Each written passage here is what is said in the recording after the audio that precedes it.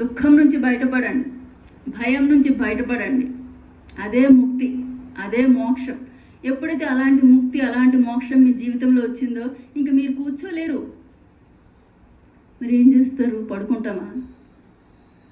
పడుకోవడం కూర్చోవడం కాదు, ఇంక ఎగురుతారు. ఇంకా ఎగరడమే ఉంటుంది. ఇంకా మీకు ఇంకా అట్లా కూర్చుని ఆడవడాలు, సీరియల్ చూసుకుంటూ అయ్యో అని ఇట్లా ఇష్టం ఉండదు. అది నవ్వుతూ ఉండాలి, ఆనందంగా ఉండాలి, ఎగురుతూ ఉండాలి, అద్భుతంగా ఉండాలి.